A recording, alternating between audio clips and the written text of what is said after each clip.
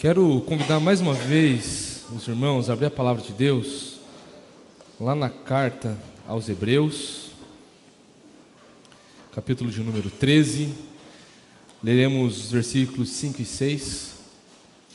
Carta aos Hebreus, capítulo 13, versículo 5 e versículo número 6.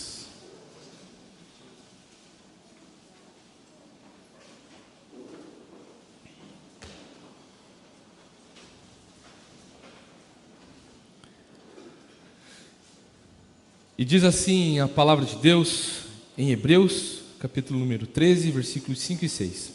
Que a vida de vocês seja isenta de avareza.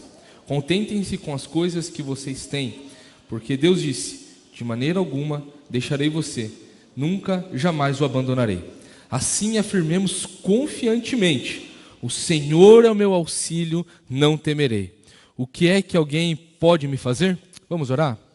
Bondoso Deus, te louvamos pela Tua palavra. Obrigado, Deus, pela Tua verdade revelada, que nos fala sobre princípios, fala sobre a forma como devemos andar diante do Senhor, mas principalmente como nós precisamos de Jesus Cristo em nossas vidas. Obrigado, Deus, pela Tua palavra, que o Teu Santo Espírito inunde o nosso coração essa manhã, que essa palavra, Deus, não por minha causa, mas por causa do Senhor, se venha transformar, Pai, as vidas, das nossas vidas aqui esta manhã. Em Teu nome, Jesus. Amém.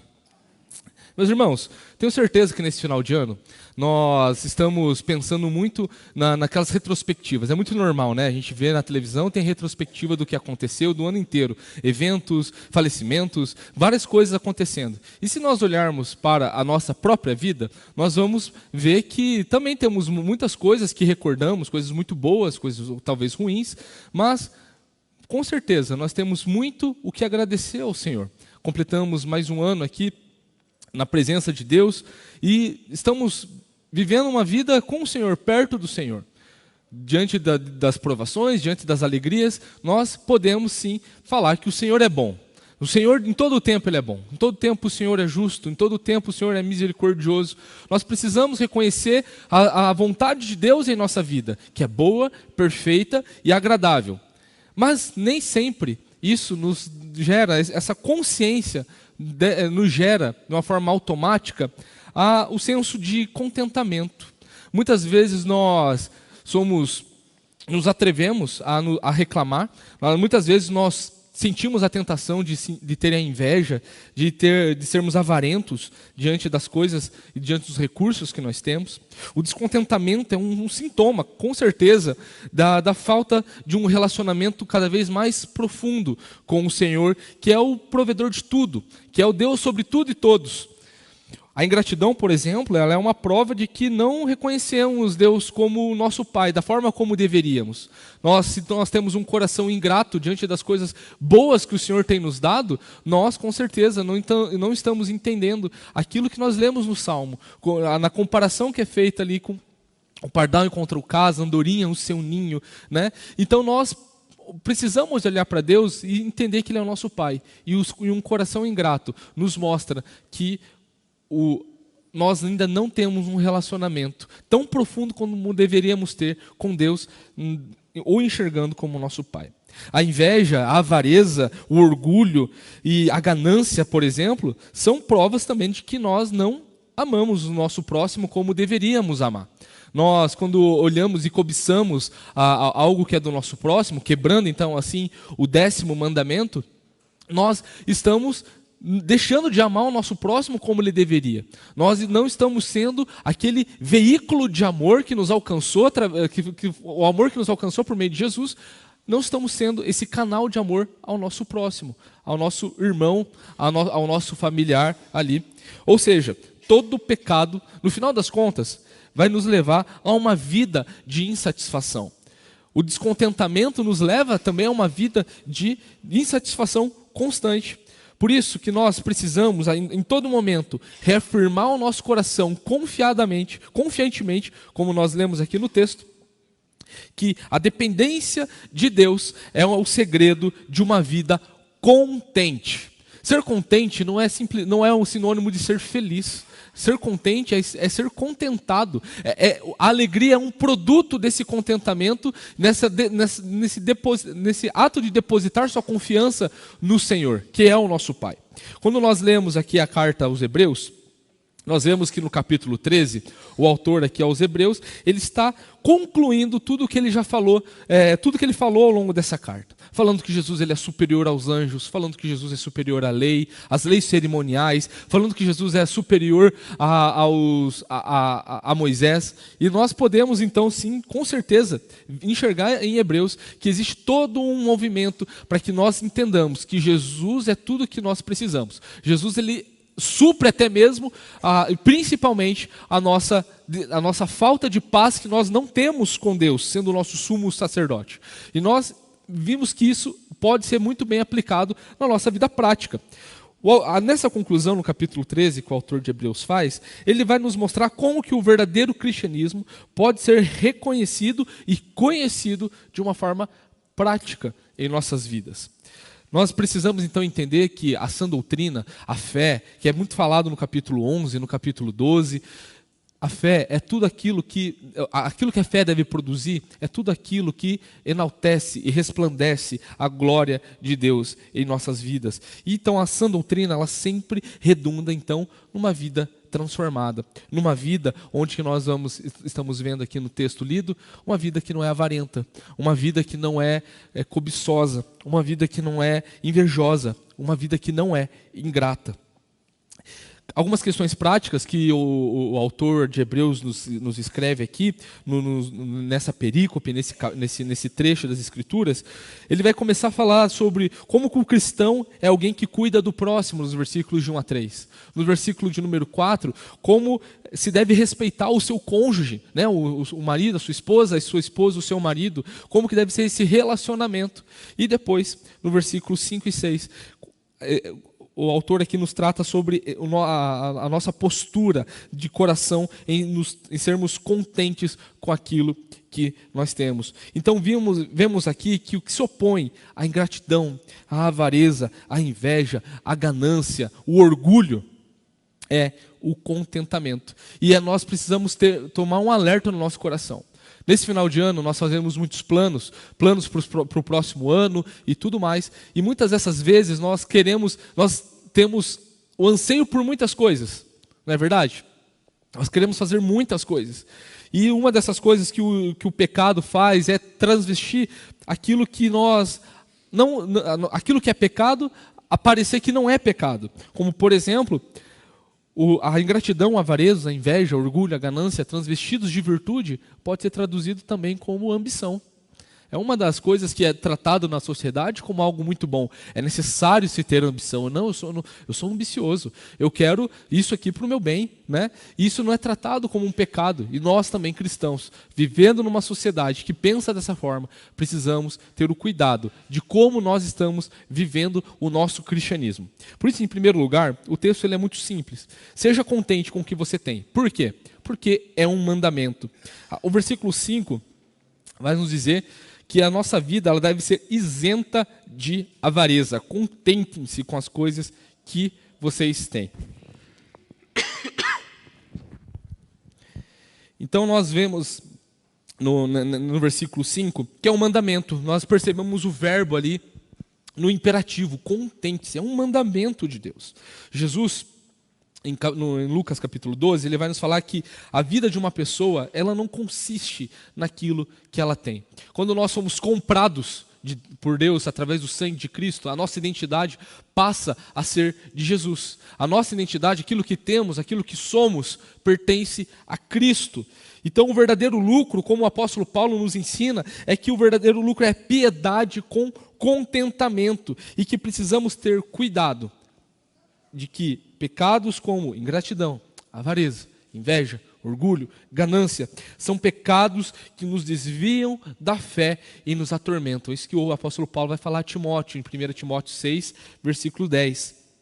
Então nós precisamos viver uma vida de contentamento, precisamos ser contentes no Senhor, entendendo que aquilo que o Senhor faz em nossas vidas é suficiente, é um mandamento de Deus. Nós precisamos reafirmar isso ao nosso coração, à nossa consciência, de que aquilo que temos é aquilo que nós precisamos ter, porque Deus ele é o nosso Pai. Em segundo lugar, devemos ser contentes. Seja contente porque Deus é o nosso sustento. O autor aos Hebreus aqui, ele cita um texto que está em Deuteronômio 31, quando Moisés está falando ali com o povo, dando seu último discurso ao povo de Israel, e lá ele cita aquilo que nós vemos ali: de maneira alguma deixarei você, nunca, jamais o abandonarei. Nós precisamos entender que Deus é o nosso sustento. Deus ele fez uma promessa. Deus ele é fiel.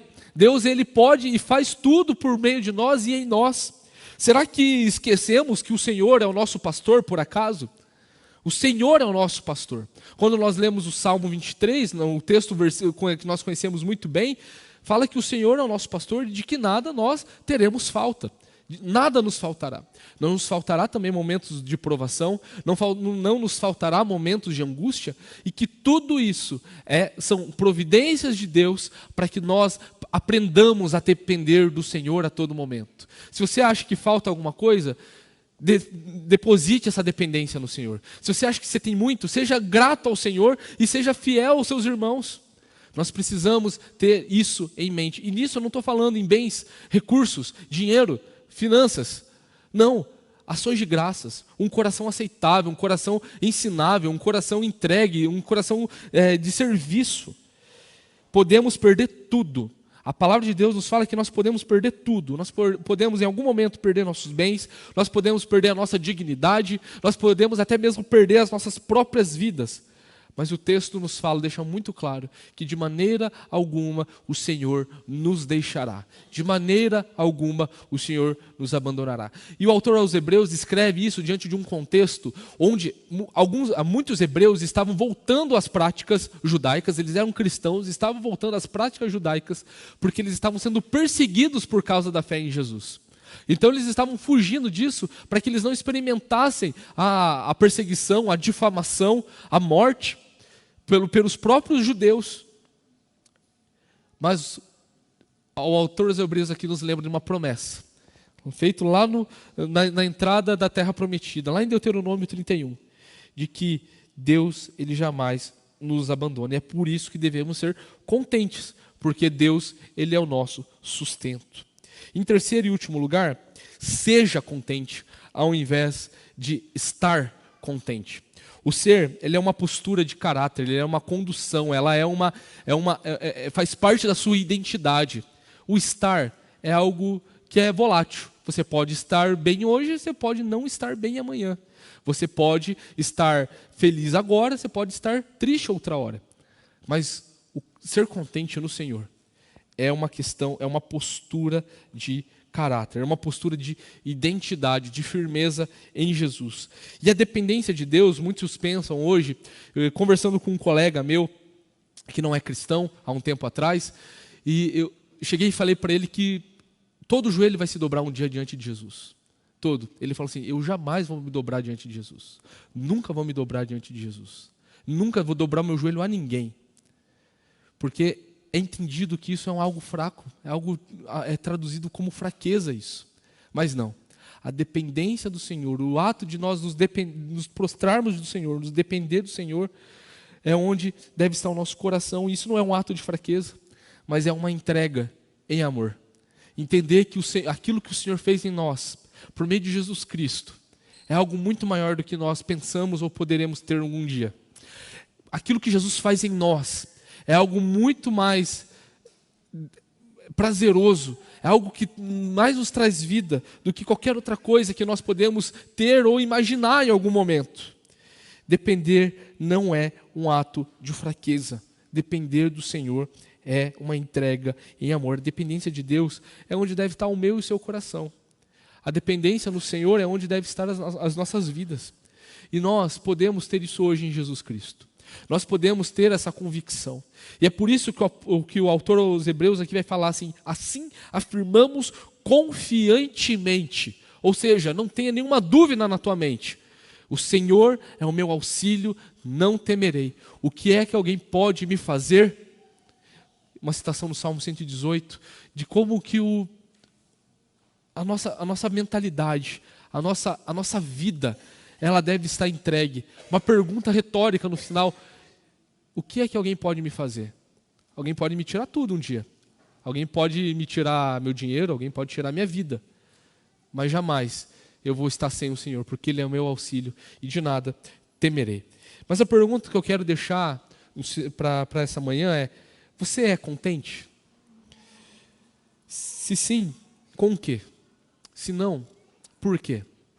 O fato é que só é possível ser contente de fato quando nós nos prostramos diante do Salvador. Quando nós entendemos que só vai existir alegria como produto de um contentamento apenas por meio de Jesus Cristo. É somente por Jesus que nós podemos ter plena alegria, pleno contentamento, entendendo que se nós temos algo ou não temos, pouco importa, nós temos o Senhor que jamais nos abandona. E é isso que deve fazer com que o nosso coração seja cheio de alegria. Nós podemos nunca ter aquilo que almejamos, materialmente falando, pouco importa, é tudo sobre Jesus.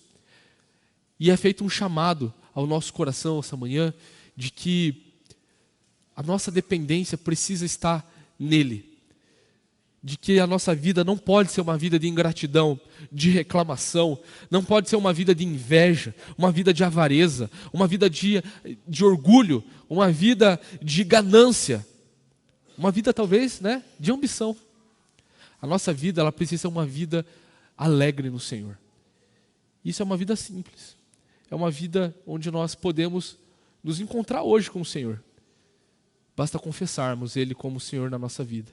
E assim nós teremos a paz de espírito. Nós teremos paz com Deus. Nós teremos alegria constante no Senhor. Mesmo diante das dores, nós teremos pleno contentamento no Senhor. Amém? Que Deus assim nos abençoe. Quero fazer uma oração e eu vou passar a palavra à superintendente logo em seguida. Bondoso Deus, obrigado, Pai, porque o Senhor é a porção da nossa herança. O Senhor é quem nos ama. O Senhor é quem nos resgata. O Senhor tem a cada um de nós aqui em suas mãos. Obrigado, Deus, por isso. Obrigado pela vida que nós temos em Jesus Cristo. Obrigado, Deus, porque nós hoje podemos viver em paz, Deus, sabendo que a nossa forma de andar, a nossa forma de pensar não é conforme o mundo nos ensina, mas a nossa forma, Pai, de viver é Jesus Cristo. Obrigado por isso, obrigado, Jesus, porque na sua glória, na sua majestade, o Senhor veio em forma de servo, se humilhou em nosso lugar, sofreu o nosso castigo e nos deu hoje vida, para que nós possamos viver em integridade com o Senhor, em santidade com o Senhor, em justiça com o Senhor. Que nós possamos, Deus, olhar para Ti, para a Sua beleza, e entender que só o Senhor basta. O Senhor não é mais uma das opções, o Senhor é a única opção. O Senhor é aquele que nos tirou das trevas para a Sua maravilhosa luz. Obrigado por isso. Obrigado porque temos o Senhor a quem recorrer e temos o Senhor por quem viver. Que o nosso coração seja cheio do Teu contentamento, cheio da Tua alegria, cheio da Tua paz, Deus. Te louvamos, te agradecemos, em nome do Senhor Jesus. Amém.